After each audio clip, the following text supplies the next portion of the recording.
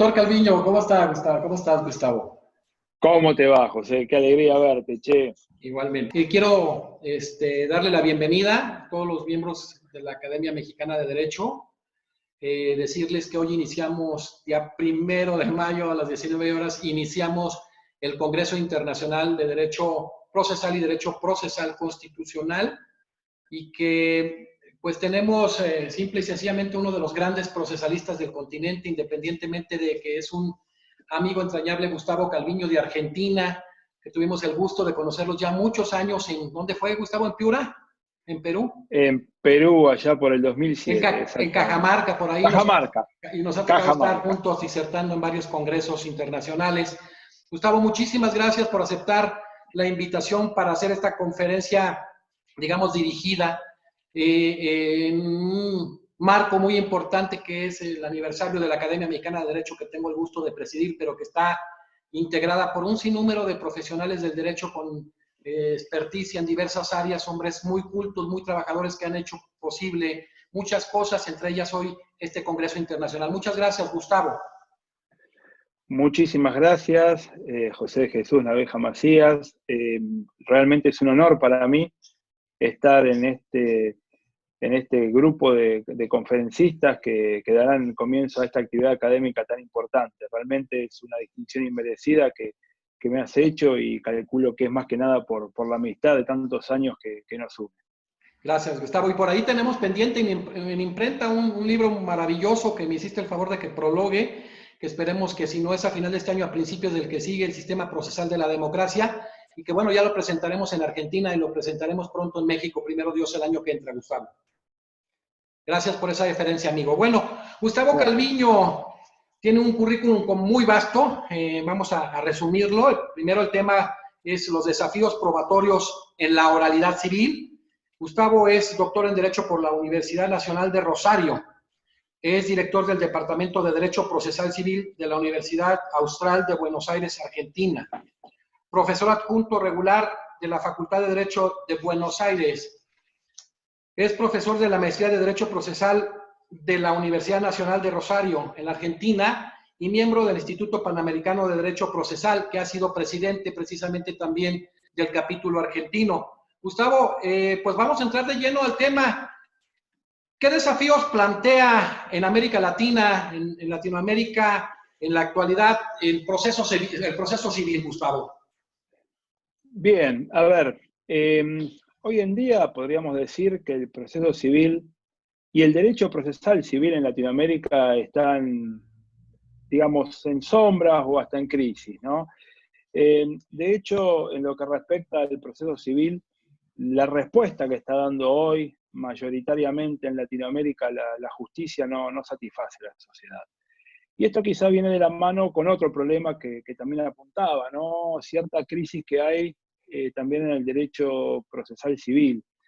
¿Y esto a qué se debe? Bueno, básicamente a que, de alguna manera, el procesalismo civil, no tanto así el procesalismo penal, ha perdido un poco el norte, ¿no? No tiene muy en cuenta cuál es su función. Por suerte, han habido aportes importantes que vienen de otras disciplinas jurídicas en los últimos tiempos. El derecho procesal constitucional ayudó mucho a que de alguna forma se clarificaran varios aspectos. Lo que sí tiene interesante el derecho procesal civil es el debate que hay entre dos corrientes muy marcadas, sobre todo en Latinoamérica. Por un lado, el activismo judicial o jurisdiccional, y por el otro lado, la corriente del llamado garantismo procesal, ¿no? Esta última corriente no hay que confundirla con el garanto-abolicionismo zafaroniano o alguna otra corriente que tiene que ver más con el tema penal y la abolición de las penas, ¿no? Sino simplemente lo que es la corriente del garantismo procesal, lo que busca es un irrestricto respeto de las garantías y los derechos constitucionales a la hora de construir un sistema de justicia. Hay varios debates importantes en el derecho procesal civil actual, más adelante hablaremos de alguno, pero esta crisis que decía del derecho procesal civil tiene que ver un poco con algún problema de identidad, ¿no? Ha habido aportes importantes que vienen de la epistemología, aportes importantes de la filosofía y demás, pero de alguna manera lo que ha perdido el derecho procesal civil en los últimos tiempos es el entendimiento de cuál debe ser su norte, su foco, ¿no? Y el proceso civil, como en realidad el proceso en general, en un sistema democrático y republicano, funciona como una garantía. Y en verdad esto nos demuestra que el derecho procesal no es otra cosa que una reglamentación, en definitiva, de una garantía constitucional, que es la del debido proceso. Y esto a veces se ve un poco empañado cuando uno baja el llano del procesalismo civil actual, ¿no? Y esto se nota inclusive en las últimas reformas procesales civiles que se han encarado en Latinoamérica. ¿Y por qué? Y porque en definitiva estamos más preocupados por una justicia a la medida de la autoridad que imparte justicia que por una justicia a la medida de la gente que recurre a la justicia. De alguna manera hay que hacer una autocrítica. Yo he integrado alguna comisión reformadora de códigos y la verdad que a veces me sentía como que estábamos haciendo los hospitales para comodidad de los médicos y no de los enfermos, ¿no? Y este es todo un problema porque si por un lado la justicia no da la respuesta que la gente necesita y por el otro hacemos mal el diagnóstico y nos estamos preocupando más que nada en las cuestiones de poder y no tanto en los pedidos de la gente, bueno, esto tiene un gran problema en cuanto a la respuesta y sobre todo a la credibilidad que tiene la justicia hoy en día en la sociedad latinoamericana. Y hay a su vez, perdón, otro inconveniente que tiene que ver con los problemas de diagnóstico y que tiene que ver con esto de bueno, qué modelo de justicia elegimos, ¿no? Y estamos encarando reformas sin tener en claro cuál es lo que estamos necesitando, ¿no? ¿Qué es lo que estamos necesitando?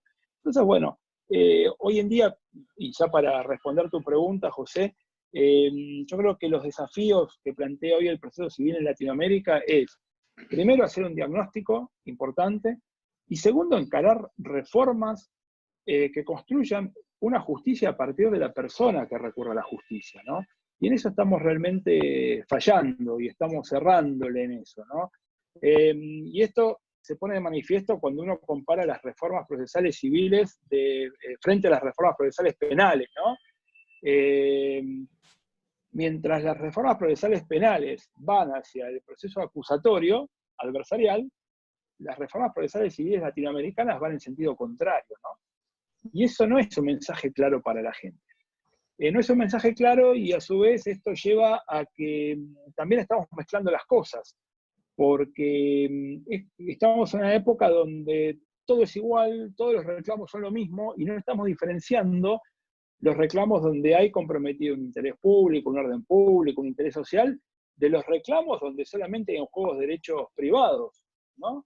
Entonces, todo esto ayuda a que no haya un mensaje claro desde las reformas procesales civiles y que tampoco el derecho procesal civil esté hoy en día orientado a transmitir un mensaje claro a la sociedad. Perfecto.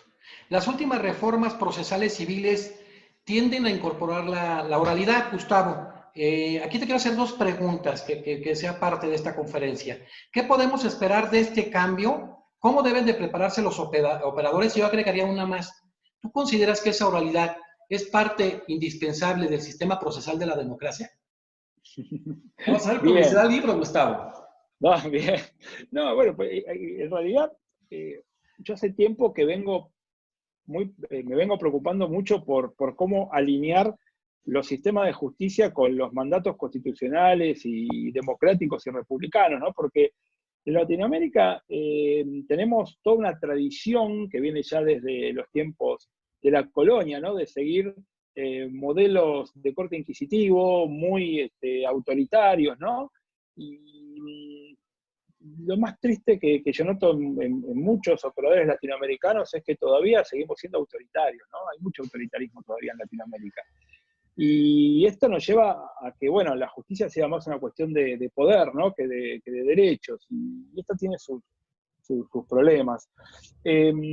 A ver, es muy interesante tu pregunta, José, porque las últimas reformas procesales civiles que se hicieron en Latinoamérica, vamos a tomar los últimos años, ¿no? Digamos, del 2010 a esta parte, de la última década. Bueno, muchas de ellas, o digamos casi todas, salvo la de Brasil, han apuntado a la incorporación de un proceso civil oral. Que en realidad no es proceso civil oral, es la incorporación de mayor actuación oral al proceso civil habitual o al que estamos acostumbrados, ¿no? En Brasil no ha ingresado a la oralidad y no la quieren. Ellos por un tema histórico, por un tema de que se conocen cómo son y porque también admiten que tienen 94 millones de juicios tramitando. Bueno, ellos la oralidad no la quieren. Y comprenden que la oralidad es una manera de comunicarse. En lo procesal es simplemente una regla de procedimiento. Atención con esto, esto es muy importante, ¿no? La oralidad no es un modelo de justicia, no es un sistema de justicia, es una regla de procedimiento. Y la demostración de esto es muy clara porque yo puedo tener proceso oral tanto en el modelo inquisitivo como en el modelo acusatorio. Entonces, de hecho, los procedimientos incluyen combinadamente actos orales, actos escritos. Bueno, el tema de la oralidad, que es una regla de procedimiento que tiene sus ventajas, por supuesto, y también tiene sus desventajas, que podemos hablar de eso también. Y acá la habilidad está en el legislador, ¿no? De saber cuándo, en qué medida coloca la oralidad. ¿Qué se ha ido haciendo en Latinoamérica? Bueno, como les decía, a excepción de Brasil, muchos códigos procesales han ido avanzando a favor de la oralidad. Y así, por ejemplo, el caso emblemático es el Código General del Proceso Colombiano, ¿no? que es del 12 de julio del 2012, pero empezó a regir plenamente en el 2016, que ha puesto un proceso oral civil muy marcado y hasta diría extremo, porque los jueces tienen que dictar sentencia cuando termina la audiencia de prueba, ¿no? O sea, han llevado la realidad un poco al extremo, con lo bueno y lo malo que eso tiene, ¿no? Porque, por ejemplo, uno va a Colombia y ve algunas cosas que llaman la atención, como por ejemplo, bueno, podemos hablar, ¿no? Que los jueces, yo he visto jueces, y lo digo, tengo los videos, para quien no me crea, que por ejemplo en una audiencia inicial, o sea, la audiencia preliminar, donde empiezan a ver el tema de la prueba, hacen interrogatorios de parte, y los jueces están yendo a esa audiencia con un borrador de la sentencia, para poder interrogar y para poder después depurar la prueba y para poder manejar, o sea, y después cuando uno termina la audiencia de prueba, ven que están dando la sentencia oral como les pide el código y están leyendo ese borrador, ¿no? Con algunas anotaciones que hicieron durante la prueba.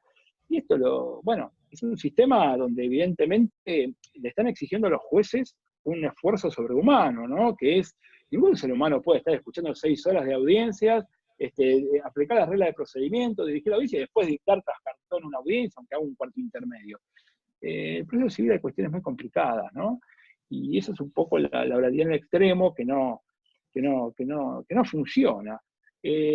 O por ejemplo, hacen los agravios, la expresión de agravios de los recursos, se hacen oralmente, pero después le ponen a alguien en la cámara a transcribir los agravios expuestos oralmente, porque a muchos camaristas de la vieja guardia, si no lo leen, no les gusta andar escuchando, viendo videos. Entonces, bueno, hay que tener un poco de cuidado con esto de la oralidad y ver las experiencias. Pero bueno, se ha avanzado en ese sentido también en otros países, en algunas provincias de Argentina, se ha intentado con algunos protocolos, se ha hecho ya alguna reforma con oralidad bastante interesante en Centroamérica, en El Salvador, allá por el 2010, ahora en Costa Rica. Pero bueno, la tendencia es ir hacia la oralidad, incorporar oralidad. Pero cuidado porque, como les decía, muchos vienen y te cuentan que la oralidad es un cambio de modelo, un nuevo paradigma de la justicia, etc. Y no, es una regla de procedimiento. Y lo que estamos teniendo es el procedimiento de siempre con un poco más de actuación oral. Que en el fondo sirve, pero no sirve cuando vos cargas con oralidad a una justicia que está recargada. Andrés de la Oliva es un gran procesalista español, fue el alma mater de toda la reforma procesal civil española, la ley de enjuiciamiento civil, que empezó a regir hace exactamente 20 años, y él en un momento se hacía una pregunta, ¿no? Antes de imponer esto de la oralidad o antes de pensar si ponemos oralidad en un sistema. Andrés de la Oliva decía, bueno, hombre, ¿qué tengo yo aquí en España? ¿Tengo muchos jueces o pocos jueces? Y vos pensás, José, esta pregunta para México. ¿Vos qué tenés en México? ¿Muchos jueces o pocos jueces? Ahorita con los recortes presupuestarios de esta administración han venido siendo generalmente menos jueces, ¿eh? Claro, tenés pocos jueces, como tengo en Argentina, como tienes... Y yo te pregunto, ¿qué tenés? ¿Muchos abogados o pocos abogados? La segunda pregunta que hacía Andrés de Oliva. ¿Y vos qué dirías? ¿Tenés muchos abogados o pocos abogados en México? No, muchísimos, muchísimos. Muchísimos. Y acá en Argentina tenemos muchísimos y en todos los países de Latinoamérica tenemos muchos abogados. Y bueno, ¿y esto por qué se lo preguntaba Andrés de Oliva? Porque decía, pues hombre, si yo tengo pocos jueces y muchos abogados, pues que trabajen los abogados. ¿Y qué quería decir él con esto? Bueno, que en realidad si yo tengo una justicia que está sobrecargada, no puedo poner un modelo de justicia que me la sobrecargue más. O sea, acá viene el tema, voy a poner oralidad. ¿Qué oralidad pongo? Una oralidad donde lo mando al juez a trabajar más de lo que está trabajando, que es lo que ocurre en los sistemas de corte jurisdiccionalista, donde el juez tiene que hacer un montón de tareas, investigar, interrogar testigos, estudiar el caso, hacer su teoría del caso, etc. O vamos a incorporar un sistema de corte adversarial, que fue lo que hicieron básicamente en la ley de Constitución Civil Española. O sea, que trabajen los abogados. El juez no tiene por qué andar estudiando el caso, interrogando, etcétera, etcétera. Hombre, si es materia disponible, si son derechos privados, que los abogados se ocupen, que armen bien el caso, que lo defiendan. Y acá vemos clarito los dos sistemas, ¿no? El sistema donde lo que importa es más la actividad jurisdiccional o el sistema donde lo que importa es más el derecho de defensa en juicio. Y esto hasta es una cuestión práctica hoy, ¿no? Yo no tengo la justicia argentina o no sé, o incluso, no sé cómo será el tema en México, que están hablando mucho de la oralidad ahora, pero yo no le puedo pedir a la justicia argentina más de lo que está haciendo. Y si encima le pongo un sistema, un modelo de proceso civil oral, donde la recargo más de funciones, de tareas, de responsabilidad y todo, y bueno, ahí está la respuesta de por qué hubo en mi país y en muchos de Latinoamérica distintos intentos de oralidad civil y todos fracasaron, ¿no? Porque hay un problema en la oralidad, práctico. Es que tiene poco poder de fogueo. Como no se pueden delegar tareas, los jueces no pueden delegar tareas porque tienen que estar en las audiencias y tienen que ocupar personalmente de todo, y tienen que dictar la sentencia, y acá entra a jugar el triángulo virtuoso de Chiovenda, que es oralidad, inmediación y concentración de actos. El juez tiene que estar y tiene que él dictar la sentencia, porque es un tema de inmediación. Entonces, ¿cuántas sentencias le podés pedir a un juez que durante la mañana tiene que asistir a una audiencia preliminar de prueba o inicial, una audiencia preliminar, inicial o previa, como la llaman en España, y después tiene que estar de otro juicio en una audiencia de prueba, y a la tarde le pedís que el pobre tipo se mate trabajando sin ir al baño y que dicte una sentencia? Ese juez te puede dictar 200 sentencias en el año. Si a él le ingresan 1000 juicios por año, la realidad no le sirve. Por eso hay que tener cuidado donde ponemos la oralidad, ¿no? Y puede servir para casos complejos, es muy bueno para la actuación de la prueba, que ya vamos a hablar, etcétera, etcétera. Pero no podemos hacer una incorporación de la oralidad un poco talibana, sin tener un buen diagnóstico de lo que hay que hacer. Por eso las reformas que no arrancan con lastre cero terminan complicando mucho el Poder Judicial. Eso por un lado. Y después, bueno, ¿cómo juega todo esto con el sistema procesal de la democracia y demás? Bueno, ahí es un tema interesante y que merece un tratamiento bastante extenso. Pero siempre es importante recordar que uno, cuando tiene que diseñar un sistema de justicia, lo puede hacer o mirando a la autoridad jurisdiccional o lo hace mirando a la persona que recurre a la justicia, ¿no? Y en el fondo el tema político, ideológico, sociológico, económico que hay atrás de todo lo que tiene que ver con lo procesal es interesantísimo, ¿no? Y eso a veces no lo tenemos en cuenta. Y últimamente está ganando la ideología en Latinoamérica, ¿no? Con lo procesal.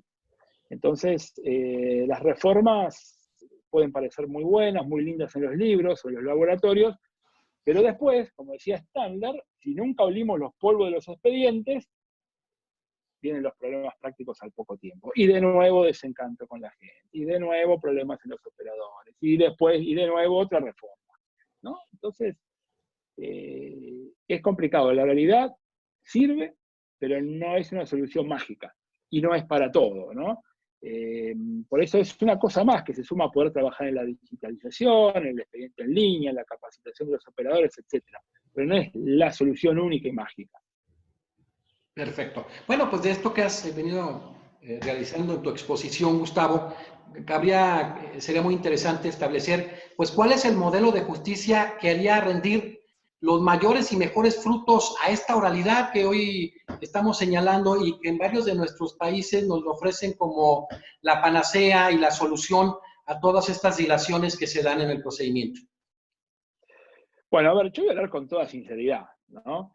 Yo lo que he visto y he vivido, ¿no? Que en definitiva, atrás de las reformas procesales, que estas que sobre todo que nos traen la oralidad, que, claro, yo no estoy en contra de la oralidad, sino que creo que merece un análisis un poco más profundo y hay que ver bien dónde se la coloca y cómo, ¿no?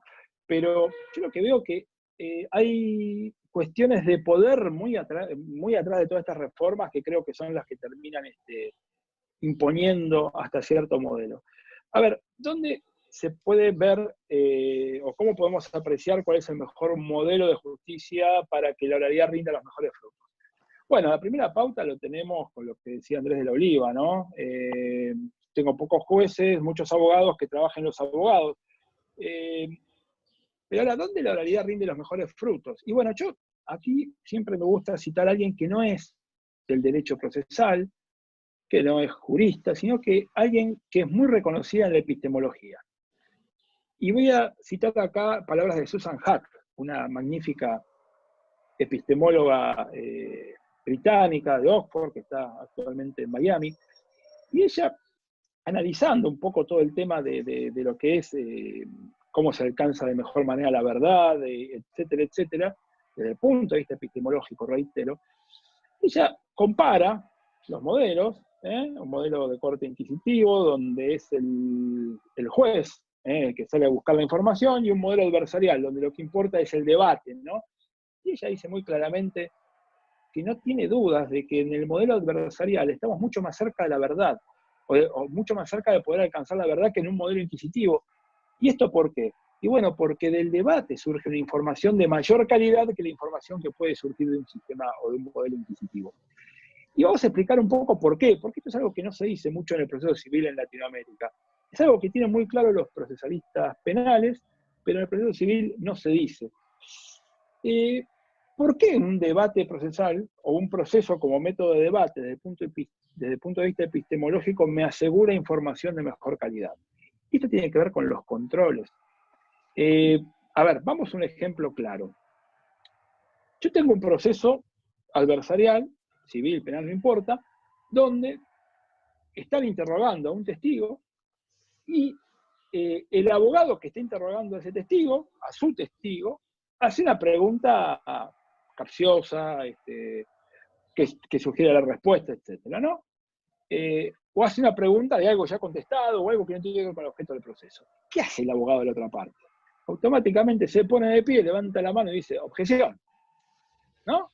Y el juez dice, al lugar, no al lugar, la verdad que sí, pregunta capciosa, etcétera, dará traslado si corresponde, etcétera, etcétera. Bueno, ahora, ¿qué pasa cuando es el juez el que hace la pregunta capciosa, o que está fuera del objeto, o que ya contestó, etcétera? La hace el juez. ¿Y qué hace el abogado? Dice, no, se levanta y dice, objeción, capciosa, sugerente, bárbaro, sugestiva, lo que quieran. ¿Y quién resuelve la objeción? El juez que hizo la pregunta. Entonces, fíjense cómo, ¿qué va a decir el juez? Esto lo vemos acá en la práctica, en la oralidad. El mismo juez que hace una pregunta, si la hace mal, o es una pregunta... Recuerden siempre que una pregunta mal formulada a un testigo da pie a que ingrese información de mala calidad al proceso, ¿no? Si yo te pregunto, José, ¿de qué color era el auto blanco que usted vio pasar por la esquina? ¿Qué vas a decir? Blanco. Y bueno, te estoy sugiriendo la respuesta. Entonces, esto es un problema porque en el proceso, digamos, cuando un juez interroga, por ejemplo, no hay control sobre lo que hay control, sobre lo que interroga. O si hace mal la pregunta, está claro que va a resolver él cualquier planteo que haya sobre esa pregunta. Por lo tanto, son sistemas más permeables para que haya un ingreso de información de mala calidad. Pero hay algo más todavía. Cualquier persona que tiene que interrogar o preguntarle a alguien, no lo hace en el aire o en el vacío. En un proceso, cuando uno interroga a un testigo, sale a buscar información, está haciendo en base a una teoría del caso. No surge esto de la nada misma. Por eso después voy a hacer algún comentario acerca de la teoría del caso, porque es la columna vertebral de un proceso. Por lo tanto, cuando un juez está interrogando a un testigo, o se mete en un interrogatorio, o pone una pregunta al final, o cuando sea, lo está haciendo porque él ya adoptó una teoría del caso. Porque en base a una teoría del caso, consciente o inconscientemente, una vez que está saliendo a buscar información. Por lo tanto, si un juez ya tiene una teoría del caso, asumió una teoría del caso previamente, de alguna manera, y esto es estudiado por la psicología, sobre todo la psicología israelí desde hace mucho tiempo, Kahneman, Tarski y demás, eso le produce un sesgo cognitivo, que de alguna manera, al momento de tomar la decisión, le hace sentencia, está influyendo en su imparcialidad. Por lo tanto, acá viene el problema, ¿no? La oralidad es muy buena, pero ¿dónde rinde los mejores frutos de la oralidad? Bueno, en un modelo epistemológico de conocimiento o de información que sea superador. Y por lo tanto, este modelo superador, sin ninguna duda, y esto es mi pensamiento hace mucho tiempo, era un poco aislado en el proceso civil, pero bueno, sin ninguna duda, el modelo superador pasa por un proceso adversarial. Y ustedes me dirán, ¿pero dónde hay proceso adversarial? ¿Qué eso de libros? ¿Hacer algo en Estados Unidos? Y bueno, vean la reforma que hicieron en España hace 20 años. Ustedes van a España a ver las audiencias, hay cientos, y los jueces, salvo alguna excepción, saben cuál es su rol y no están preguntando. Y no hay manifestaciones en las plazas en España, como pasa en el proceso penal acusatorio en Argentina o en México, pidiendo que los jueces adopten medidas de prueba de oficio, ¿no? O sea, hay que entender que son dos maneras distintas de litigar. Y sin ningún lugar a dudas, en el modelo de justicia oral, o en el modelo de justicia con oralidad, el método adversarial es el más confiable, el que da los mejores frutos. Y esto es perfectamente traspolable también al proceso civil, aunque a muchos le cueste. A muchos le cuesta hoy en día decir esto en el proceso civil, es como, no sé, como ser un hereje, básicamente, ¿no? Pero es porque no nos podemos sacar ciertas ataduras, ¿sí? Con respecto a modelos anteriores. Y atención, puede alguien venir y decirme, no, pero cuando hay comprometidos intereses de menores, personas vulnerables, perfecto, pero eso es otra cosa. Ahí tenemos que prever las herramientas adecuadas, ¿no? Como cuando venís con cuestiones constitucionales, etcétera, etcétera. Pero si estoy discutiendo en materia disponible de derechos privados, no tengo por qué justificar que el Estado ponga toda su maquinaria con todo un costo tremendo para salir a averiguar cierta información. A ver, miren qué paradoja, ¿no? Tenemos por un lado el proceso penal, donde tenemos, y esto va tanto para México, que tiene el acusatorio, como para Argentina, para Colombia, para todos los países, ¿no? Porque el proceso penal está yendo hacia el acusatorio. Fíjense qué paradoja. En el proceso penal yo tengo bienes jurídicos tutelados del máximo nivel, ¿no? La vida, la libertad, la honra, etc. Y ahí el juez no puede preguntar nada. Y si pregunta algo, le cortan las manos a la luna del juicio y empezamos de vuelta. Ahora, vamos a un proceso civil, donde yo estoy discutiendo un rayón en un espejito retrovisor de una moto, que estoy hablando de $4, por decir algo. Y ahí hay que salir a buscar la verdad, y el juez tiene que interrogar de oficio y poner todo un costo, una maquinaria para tratar de alcanzar una verdad, porque estamos hablando de derechos disponibles privados. Entonces, cuidado, porque esto también tiene su connotación práctica. Y tiene también un problema filosófico y político, porque, cuidado, porque en Latinoamérica con el proceso civil hemos unificado todo, es todo lo mismo, sea materia disponible, sea familia, ¿no? Vamos todos por el mismo procedimiento. Y terminás con un problema que a mí me preocupa hace mucho tiempo, que es que terminamos con cierto avance sobre los derechos privados, sobre la propiedad privada de alguna manera. Voy a dar un ejemplo. En algún proyecto de código acá en Argentina, artículo 1, se declaraba el proceso, como le dice alguna teoría, como una opción social. El proceso es un método de debate simplemente. No es una cuestión social o que tiene interés social en el fondo. Cuidado con eso, porque después muy sutilmente yo te demando a vos, José, por la reivindicación de mi inmueble, y viene el juez de no sé dónde y dice, no, acá hay un interés social en juego porque este inmueble es lo propio. A ver, por eso esto de que marcabas, ¿no? El sistema procesal de la democracia, la república, los derechos humanos y todo lo demás, porque el proceso civil parece que es una cosa que a nadie le importa, ¿no? Estamos todos preocupados en el proceso penal, cosa que está muy bien, porque el proceso penal se gana a la tapa de los diarios. Pero el proceso civil maneja un montón de dinero atrás, un montón de derechos de las personas de a pie. y no hay que desatenderlo, ¿no? Entonces, el tema filosófico, político, ideológico me parece lo más apasionante, ¿no? Más que discutir si el plazo es de 5 días o de 10 días, ¿no? Perfecto. Pues la verdad que bueno que hiciste mención en este tema, lo que se confunde con el proceso y sobre todo que en el tema, por ejemplo, de menores, con el principio de especificidad que se desprende de la opinión consultiva 17 de la Corte Interamericana de Derechos Humanos. Gustavo, ¿cuáles serían o cuáles son para ti, como un verdadero experto en derecho procesal, los desafíos probatorios de la oralidad? ¿Cuáles serían? Bien, a ver, la oralidad tiene sus ventajas, pero tiene un problema para todos los que estamos actuando como operadores del sistema. La oralidad es muy cruel, totalmente cruel, te expone. Si uno estás preparado para actuar en la oralidad, como juez o como abogado, terminas haciendo un papelón. Por eso la oralidad es cruel. Primer punto. ¿Qué exige esto? Que tengas que prepararte mucho para la oralidad. Y esto nos lleva a otro inconveniente, que no estamos preparados, porque las universidades no están preparando para la oralidad, y menos para la oralidad civil. Yo veo los programas de estudio de mis universidades, y ninguna te enseña teoría del caso. Que, digamos, es lo primero que hay que tener antes de empezar a llevar una pretensión a los tribunales. Teoría del caso, no nos enseñan técnica de teoría del caso. Tampoco nos enseña bien la prueba, porque te enseñan procedimiento probatorio, ¿no? Y te dicen, bueno, el desahogo de esta prueba es dentro de tantos días, debe hacerlo acá, procedimiento. Eso es el 7% de la actuación probatoria. Porque la actuación probatoria tiene que ver con un montón de fundamentos que hay que manejar y hay que dominar, no manejar.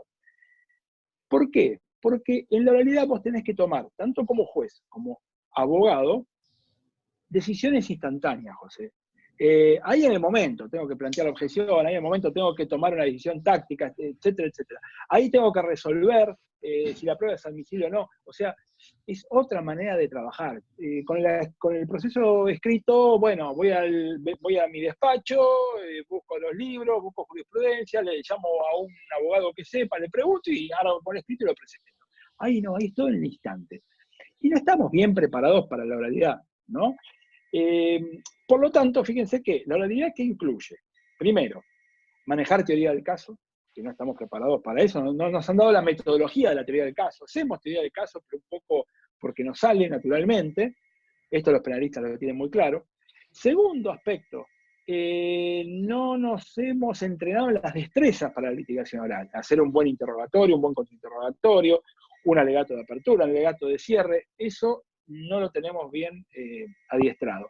Y lo último, lo que nos falta es un conocimiento de fondo que tiene que ver con dos cosas, con el conocimiento procesal, el conocimiento de derecho probatorio y, por supuesto, el conocimiento del caso.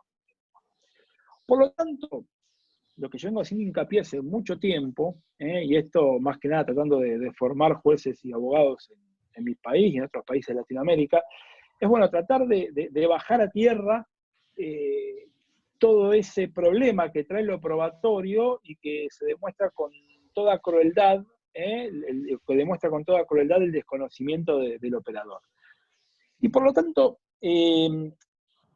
yo rescato siempre dos cosas. Primero, teoría del caso, con su trípode, hecho, derecho y prueba, ¿sí? Armar la teoría del caso es un poco el secreto de todo. Yo te puedo dar, José, un rompecabezas de la Gioconda, que está en el mercado, de 1500 piezas, y yo te doy 500 piezas, ¿no? Y te digo, bueno, a ver, armalas. Y vos armás las 500 piezas, y yo te di todas las piezas del contorno del rompecabezas, y vos lo mirás y no sabés de qué es el rompecabezas. Ahora yo te doy 6 piecitas, ¿no? Que son las 6 piecitas que corresponden a ese mismo puzzle de 1500 piezas, a la sonrisa de la Gioconda. Vos armás esas 6 piezas, ves la sonrisa y me decís automáticamente, es la Gioconda. Bueno, es como uno tiene que armar un caso, ¿no? Nosotros nos formaron en la prueba a todo o nada y a la prueba en cantidad y no calidad. Problema de las universidades y también del procesalismo, sobre todo civil. Nos enseñan que en algún momento tenemos que llevar el testigo que entra a la sala en el último minuto y resplandece la verdad.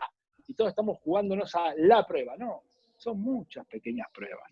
Hay que armar el caso, hay que armar esa sonrisa de Gioconda. Y también, además de decirte o de enseñarte por un lado que la prueba es a todo o nada, que tenés que tener la prueba, que eso se puede dar en algún caso civil, pero mayormente no. nos enseñaron a trabajar con la prueba como era la tarifa legal, o sea, prueba por cantidad, no por calidad. Todavía seguimos con la mentalidad de que si tengo 5 testigos, está aprobado el hecho, y seguimos con las tachas en los códigos, todo de la tarifa legal eso. Totalmente superado a partir de la sana crítica, ¿no? En estos tiempos. Entonces, el tema probatorio y la formación ya tiene su inconveniente. Entonces, el gran desafío probatorio, ¿por dónde pasa? Bueno, un poco por ordenar fundamentos, ¿no? Que son los que yo tengo que trabajar ahí en el acto de la audiencia. Yo trabajo generalmente con una docena de fundamentos probatorios y a su vez con un montón de conceptos para sistematizar todo esto, visto desde el punto de vista de la actividad del abogado y también, si quieren, del juez, porque ojo que toda esa aplicación de fundamentos de prueba, de teoría general de la prueba, es muy importante, sobre todo en el hecho de la celebración de las audiencias, ¿no? Y yo aquí, mira, quiero rescatar algunos de esos conceptos por ahí un poco olvidados o que no se tienen tan en cuenta. Mira, el primer concepto que hay que tener muy en cuenta a la hora de actuar la prueba en la oralidad y que no se le da la importancia necesaria, es el concepto de tema o necesidad de prueba. El tema probando un famoso, ¿no? Que es un concepto que te indica qué es lo que hay que probar en un proceso en particular. Es un concepto que completa el famoso objeto de prueba, que te dice, bueno, ¿qué es lo que se prueba en general en todos los procesos? ¿No? Y todo el mundo te dice, bueno, afirmaciones o enunciados fácticos, a veces el derecho, y algunos te dicen que a veces las máximas experiencias. Pero eso en general en todos los procesos. Yo cuando voy a una audiencia inicial, preliminar, donde tienen que proveer la prueba, ahí lo que básicamente se discute es en base al tema de prueba. ¿Qué es lo que tengo que probar en concreto en este proceso? ¿Qué debe ser probado aquí en este expediente, ¿no? Y esto no le da mucha importancia a veces la enseñanza y es un concepto que tienen no tan claro los abogados. De hecho, la doctrina lo confunde el tema de prueba con el hecho controvertido, que no es lo mismo.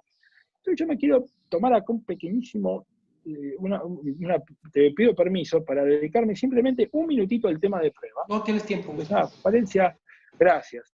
Porque es un tema en la práctica muy importante. A ver, cuando yo hablo del tema de prueba para un proceso, me indica qué es lo que tengo que probar en ese proceso, ¿no? Es un poco el norte de toda la actividad probatoria en un proceso determinado. Ahora, ¿cómo defino cuál es el tema de prueba o el hecho necesitado de prueba en ese proceso en particular? Primero, hay que tener en cuenta que en los procesos no hay hechos, no hay una mesa o un vaso. Lo que hay en un proceso es alguien que afirma la existencia de un hecho. Hay enunciados fácticos, ¿ok? Que como son afirmaciones, después tienen que ser confirmadas, llegado el caso, probadas. ¿Cómo sé cuál de todas las afirmaciones son las que tengo que probar? Bueno, ahí aparece el concepto del tema de prueba. Entonces, ¿cuáles son los hechos necesitados de prueba? ¿Cuáles son los hechos que representan tema de prueba en este proceso? Primero son todos los hechos afirmados por las partes en el momento procesal oportuno, que sean pertinentes en cuanto a que tengan que ver con el objeto del proceso, no temas, afirmaciones que no tengan absolutamente nada que ver con el objeto del proceso. El objeto del proceso es lo que hay que debatir, pretensiones y defensas. También tienen que ser hechos que no hayan sido admitidos por la otra parte. Cuidado que esto es muy importante y tiene que ver con otro concepto que quiero trabajar en unos minutos, que es la carga de la prueba. Y a su vez también son tema de prueba aquellos hechos que aún sin ser admitidos, se trata de hechos de demostración necesaria. O sea, hay hechos admitidos por la otra parte que en realidad la ley le dice a quien lo afirmó que igualmente los tiene que probar. Esto es lo que ocurre cuando hay cuestiones de orden público, cuestiones que afectan al interés público, por ejemplo, la nulidad de matrimonio, ¿no? El que pide la nulidad de matrimonio, si la otra parte se allana o admite la causa, eso es indiferente para el derecho. Hay que probar igual la nulidad, porque hay comprometido algo que va más allá del interés de las partes, ¿no? Entonces, este es un punto para tener en cuenta. Ahora, con esto tampoco dije mucho, ¿no? Porque tengo que ver también, ya que hablé por inclusión, cuáles son los hechos necesitados de prueba, y diría rápidamente, los hechos afirmados por una parte que no han sido admitidos por la otra, pero también tengo que ver cuáles son los hechos que no están necesitados de prueba. Y acá vienen algunos puntos un poquito más finos e interesantes, sobre todo desde el punto de vista práctico. A ver, no son tema de prueba en los procesos o en un proceso determinado. El hecho que fue admitido, salvo que sea de demostración necesaria. Tampoco es tema de prueba el hecho notorio, está exento de prueba. Y tampoco, atención, es tema de prueba una afirmación o negación indefinida, cuidado. Eso nos enseñaron, muchos dicen todavía, el hecho negativo no se prueba. No, falso, el hecho negativo se prueba y generalmente se puede probar perfectamente. Lo que no se puede probar es la afirmación o la negación indefinida. Por ejemplo, si yo afirmo en un proceso, nunca estuve en México DF,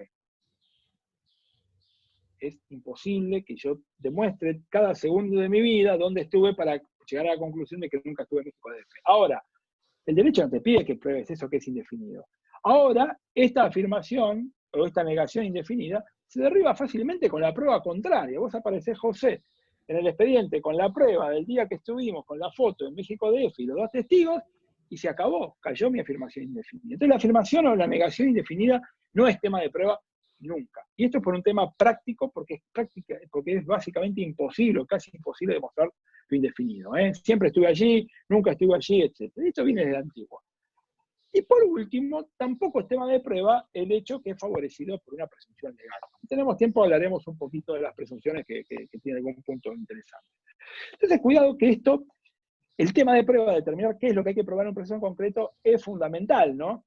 Y a su vez, cuidado que el tema de prueba se complementa con otro concepto, que es el concepto de carga de la prueba, que hoy en día tiene que ver con los debates, ¿no? Pero fíjense que la carga de la prueba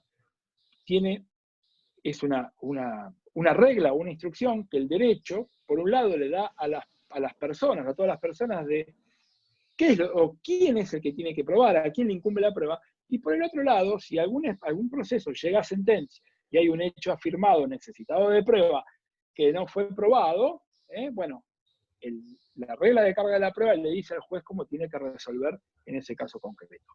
Por lo tanto, cuando hablamos de carga de la prueba, en alguna medida estamos hablando de un concepto que se complementa con el tema de prueba. Y esto lo vamos a dejar acá porque podemos hablar muchísimo sobre carga de la prueba. Ahora, si vos me decís, ¿cuándo entra a jugar la carga de la prueba como regla de juicio en el momento de la sentencia? Y bueno, básicamente el juez la tiene que aplicar, porque es una regla de derecho. Hay carga de la prueba porque ha fracasado lo fáctico en un proceso. Bueno, la regla de carga de la prueba el juez la va a aplicar porque no hubo prueba, no hubo actividad probatoria, o porque hubo alguna actividad probatoria y esa actividad probatoria arroja un resultado que no llega al estándar de prueba. Por lo tanto, el hecho no se ha conseguido probar y el derecho le dice al juez cómo tiene que resolver respecto de ese hecho en este caso concreto. Y acá traigo un tercer concepto que también es un tanto exótico todavía del procesalismo civil latinoamericano, que es el famoso estándar de prueba, ¿no? Cuando uno habla del estándar de prueba, está hablando de un nivel o un indicador de cuánta prueba es necesaria para dar por probado, dar por verdadero un hecho. Y esto, bueno, lo tienen muy claro los penalistas, sobre todo en el derecho anglosajón, se viene estudiando hace tiempo. Lo que aquí puedo decir rápidamente es que el estándar de prueba es un nivel de probabilidad y que es muy importante también para el abogado porque le va marcando el conocimiento del estándar de prueba y el conocimiento y saber también apreciar la prueba, porque no solamente el juez aprecia la prueba, también la tiene que apreciar el abogado. De hecho, el alegato de clausura es apreciación de prueba del abogado. Y el estándar de prueba es interesante y hay que conocerlo bien, y hay que manejarlo, sobre todo de la mano con una buena apreciación de la prueba, para que el abogado cuando litiga sepa cuándo razonablemente ha alcanzado un estándar de prueba y que de tal modo ya el juez le pueda dar por probado a futuro, al dictar la sentencia, ese hecho que él afirmó. Y esto implica que el abogado no va a seguir intentando pruebas que muchas veces vienen contraproducentes o salen en sentido contrario al buscado y que terminan complicando tremendamente la estrategia y la actividad del caso que uno quiere defender. Estos son conceptos que hay que trabajar. Hay otros fundamentos importantes del derecho probatorio, por ejemplo, ver bien el concepto de apreciación y entender que no solamente lo hace el juez al momento de dictar sentencia, sino también el abogado todo el tiempo, va apreciando la prueba y sobre todo, como decía, al momento de alegar. Y otro concepto, y con esto ya voy cerrando a tu pregunta, José, como esos desafíos probatorios que tenemos los operadores de la justicia, otro concepto interesante es manejar la presunción, ¿no? Cuidado porque a nosotros nos enseñaron las presunciones con esas categorías, ¿no? De presunción legal o presunción homini, simple, judicial, etc. Y en realidad las presunciones legales son normas, las presunciones judiciales simples, bueno, por ahí reúnen alguna otra característica, es un debate para otro momento, por ahí no es el mismo género, pero sí lo que importa es ver que las presunciones tienen la misma estructura, ¿no? Tienen un hecho base, un enlace lógico y un hecho presumido, que es la conclusión. Y cuidado porque manejar presunciones tiene que ver también con esto de armar el caso y armar la prueba, ¿no? Porque yo puedo apuntar en mi estrategia probatoria a probar hechos que a su vez son indicios que luego, con un sistema de inferencias que hace rápidamente nuestro razonamiento, ¿no? Con las 4 inferencias, a partir de eso podemos sacar una conclusión que puede servir para tener por probado un hecho. Por lo tanto, en el proceso civil no tenemos tan presente los abogados, sobre todo esto de trabajar en base a la presunción o la prueba por presunción, es un método de probar, y es algo que podemos desarrollar mucho más como si lo han hecho los abogados penalistas, ¿no? Que están muy acostumbrados a trabajar a partir de indicios para llegar a conclusiones probatorias por presunción. Perfecto, ya vamos sobre los últimos 10, 12 minutos. Excelente, Gustavo.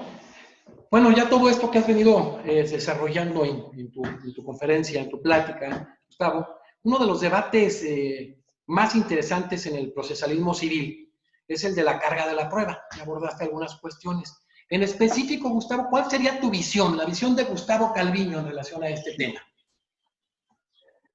A ver, es uno de los debates más interesantes hoy, la carga de la prueba, en el procesalismo civil, porque, bueno, ha habido algunas propuestas en los últimos 30 años que han hecho un poco de ruido, ¿no? Y me gustaría en estos minutos referirme un poco a la situación actual. A ver, para eso me quiero retirar un poquito más hacia atrás, porque hemos hablado algo de carga de la prueba. Y empezar por el primer punto, ¿no? Porque hoy en día hay bastantes malentendidos con la carga de la prueba en el proceso civil. A ver, la carga de la prueba tiene una historia de más de 2.000, 3.000 años. Ya ahí se ve en la obra de Aulo Gelio, del año 125, que hay una preocupación de un juez que le pregunta al otro cómo resolver un caso donde no hay prueba. ¿Por qué la carga de la prueba tiene tanta historia? Porque en realidad la carga de la prueba es una respuesta, una solución que se le da a un problema humano recurrente, antiquísimo, que es el problema de tener que resolver sin tener prueba. Ahí está el meollo de todo para poder entender la carga de la prueba. La carga de la prueba existe como una de las soluciones que se da al problema recurrente de tener que tomar una decisión sin prueba.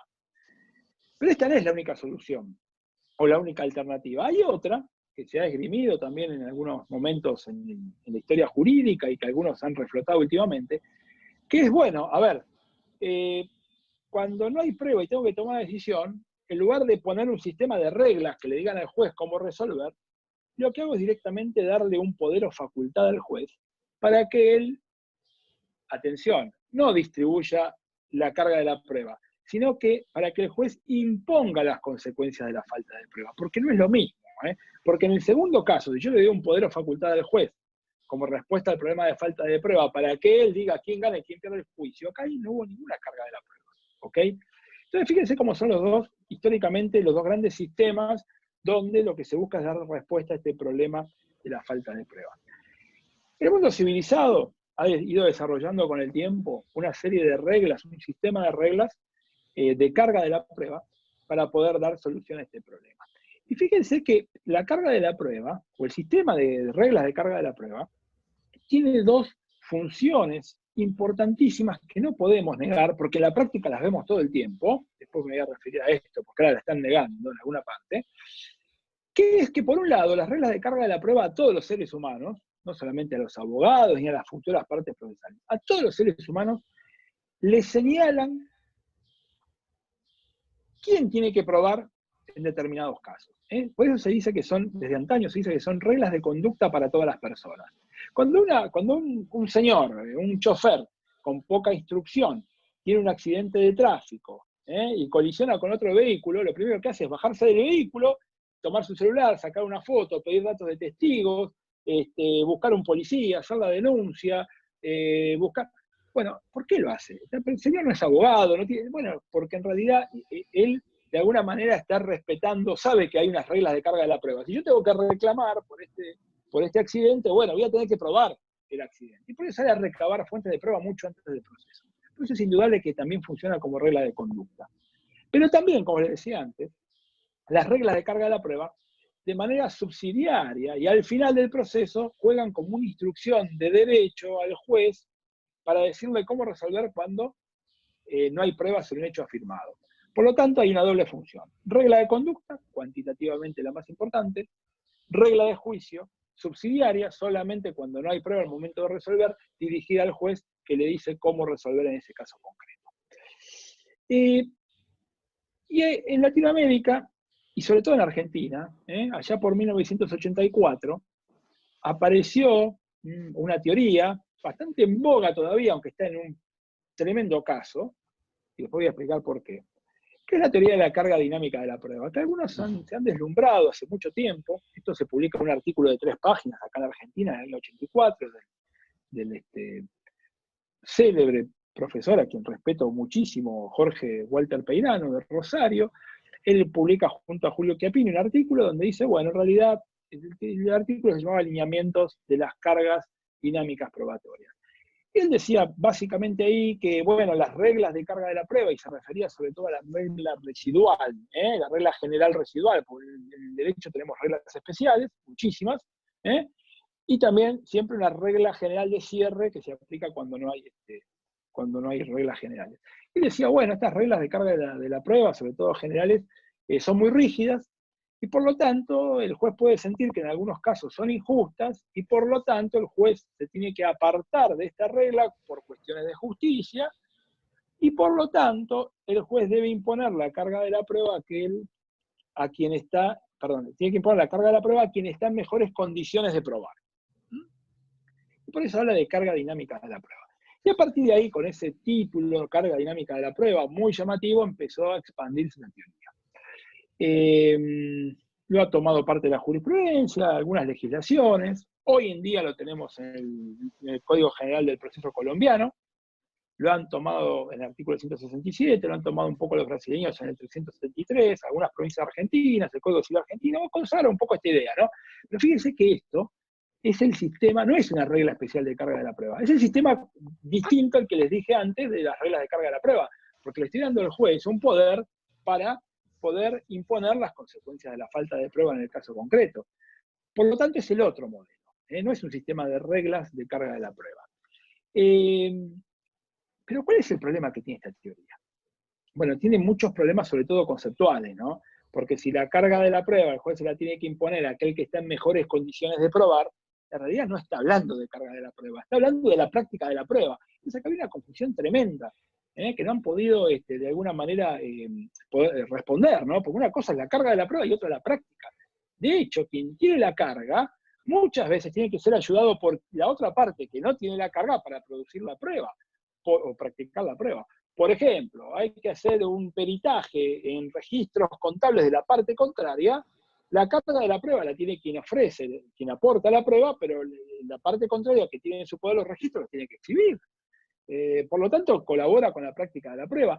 Y si no colabora con la práctica de la prueba, el derecho le va a poner una presunción en contra y va a perder el juicio por una presunción. O si hay un deber de colaboración, lo van a sancionar por no cumplir el deber de colaboración en la práctica de la prueba. Pero esto no cambia la carga. Entonces, esta crítica, con esa confusión, la teoría de la carga dinámica de la prueba no la pudo responder. También decían que era un corolario de la sana crítica, que el juez cuando valoraba la prueba tenía que valorar la conducta de las partes y por lo tanto si veía que era dificultoso probar para una parte le puede poner la carga a la otra. Pero esto también es otro error conceptual, porque está confundiendo el concepto de carga de la prueba con el de la valoración. Y esto es básico. A ver, ¿qué es lo que yo valoro? Para poder valorar algo, tengo que tener algo, ¿no? No puedo valorar la nada no tiene valor, no se puede asignar un valor. Ahora, si yo hablo de carga de la prueba, y esta es la respuesta a la falta de la prueba, Si no tengo prueba, no tengo nada para valorar. Por lo tanto, confunde dos conceptos que son totalmente que se han diferenciado en la doctrina hace ya mucho tiempo, desde fines del siglo XIX ya no hay casi dudas entre valoración y carga de la prueba, lo dijo muy claro Gian Antonio Micheli. Entonces, acá viene otro tipo de confusión, ¿no? Y tratan de someter la carga a la valoración de la prueba, y eso no es así, porque la carga de la prueba es residual, es lo último de lo último, es cuando no hay prueba. Hay otros temas, hay otros puntos para criticar. Ahora, la crítica que nunca pudo responder quienes son los defensores de la teoría de la carga dinámica de la prueba, es que es una manera de cambiar las reglas de juego una vez que el juego empezó, o peor aún, una vez que el juego terminó. Entonces, han buscado como respuesta a esto adelantar a una audiencia preliminar, que el juez diga que cambia las reglas de carga de la prueba, pero tampoco, es una violación del derecho de defensa en juicio, del derecho a la prueba, del debido proceso, porque las fuentes de prueba se recabaron mucho antes del proceso, ¿no? Entonces no pueden cambiar las reglas de carga de la prueba. Esto genera inseguridad jurídica, bueno, ha sido una doctrina que no tenía mucho apoyo conceptual, y ha entrado en un cono de sombras últimamente, sobre todo porque, y con esto ya voy concluyendo para darle el último toque al debate que hay actual, para cerrar, claro, con el debate del presarismo civil. Miren, ha habido en los últimos tiempos autores europeos que se han ocupado, antes no se ocupaban de esta doctrina casi, y se han pronunciado en contra, ¿no? Básicamente con estos argumentos que venimos diciendo hace mucho tiempo. Hace poco tiempo, bueno, Michele Tarufo se ha pronunciado en contra, y hace muy poquito tiempo han sido muy explícitos otros autores españoles de mucho renombre, Jordi Nieva Fenol, Jordi Ferrer Beltrán. Pero atención, lo último que hay en carga de la prueba es que hace muy poquito tiempo, meses, han publicado un pequeño libro que se llama Contra la carga de la prueba, donde dos autores de mucho renombre, y me refiero a Michele Tarufo y Jordi Nieva Fenol, dicen que en realidad la carga de la prueba es inútil, totalmente inútil. No tiene ningún sentido.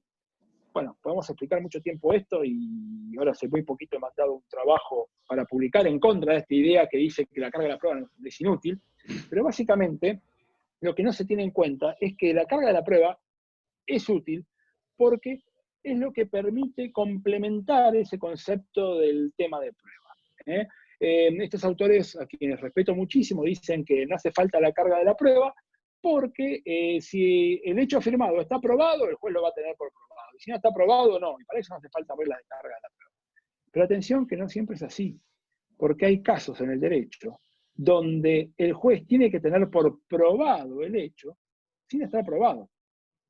Por ejemplo, por eso lo dije antes, cuando el presupuesto fáctico de la norma es una afirmación o una negación indefinida, que es lo que pasa habitualmente cuando hay juicios de caducidad de registros marcarios, que uno parte de una negación indefinida. Nunca usó la marca en estos últimos 5 años, y eso no se prueba. Si la otra parte no demuestra otra cosa, que es que la utilizó, directamente el juez lo que va a hacer, sin tener una sola prueba de que nunca se probó, sin tener una sola prueba de que nunca se usó el registro marcario, va a aplicar la consecuencia jurídica. O sea, tampoco es así. La carga de la prueba está vivita y coleando. Perfecto. Gustavo, pues muchísimas gracias. Estábamos platicando hace tiempo en relación a temas muy interesantes de inteligencia artificial, el debate que se viene, recuerdas, en la Unión Europea, con la autonomía 4 y todas estas cuestiones de los buques ahora dirigidos por inteligencia artificial, y que ahorita incluso es el gran debate en la Unión Europea. Y bueno, tenemos una estructura, un grupo de procesalistas y constitucionalistas. Ya habrá momento donde estaremos en varios de los congresos en México apoyando en todos estos temas. Hemos formado, fue una idea original de nosotros, y hemos integrado gente muy valiosa que apreciamos en toda América Latina. Y bueno, Gustavo, pues esta es una primera parte, se publicarán las memorias de este Congreso Nacional, Internacional y del Nacional, y de verdad muchísimas gracias por este espacio. Pues que le mandes una felicitación a todos los miembros de la Academia Mexicana de Derecho, agradecerte yo como presidente nacional esta participación, y que ya hayas inaugurado el Congreso Internacional. Bueno, muchísimas gracias. Como habrán visto, es un honor inmerecido que me has concedido. Y bueno, acá desde Buenos Aires, un abrazo muy grande a todos los colegas y a ti como presidente de esta institución que está creciendo, y bueno, y merece todo nuestro apoyo. Muchísimas gracias. Muchísimas gracias, Gustavo. seguimos con algunos otros temas ahí más adelante. Gracias, Gustavo Calviño. Gracias.